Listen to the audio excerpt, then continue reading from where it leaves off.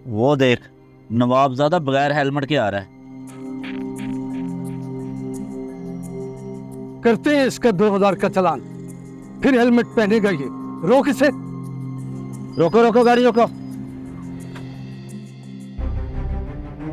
कहाँ से आ रहे हो भाई? भट्टे पे मजदूरी करके आ रहा हूँ जी। मजदूरी में साथ बच्चे को भी लेकर जाते हो? नहीं जी, ये अपनी खाला के घर गया हुआ था, मैं वापसी पर इसको साथ लेकर आया हूँ जी। हेलमेट कहाँ है तुम्हारा? हेलमेट तो मैंने लिया ही नहीं जी।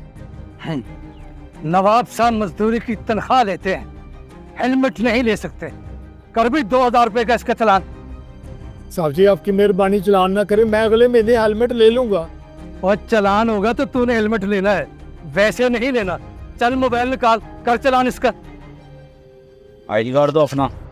पुलिस अंकल, मेरे दादा को ना चलान करें, मेरे दादा को पहले बहुत परेशान है। क्यों भाई, तेरे दादा भी अनोखे हैं क्या? अंकल कुछ दिन पहले मेरे अब्बा बहुत हो गए थे। एक मेरी छोटी बहन है तो वहाँ की, और अम्मी भी बीमार रहती हैं।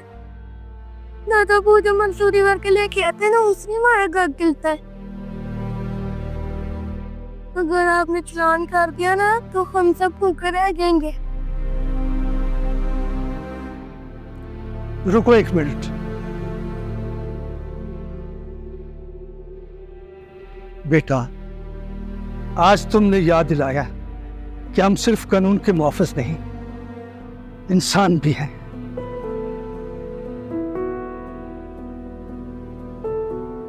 ये लो भाई साहब, ये 2000 रुपया रखें और हेलमेट लें।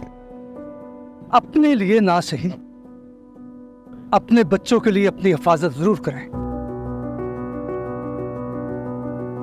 बेटा, ये 1000 रुपया तुम रखो, अपनी छोटी बहन के लिए कुछ खाने के लिए ले जाना। शुक्रिया अंकल। बैठो। बहुत बहुत मेहरबानी साहब जी, बहुत बहुत मेहरबानी।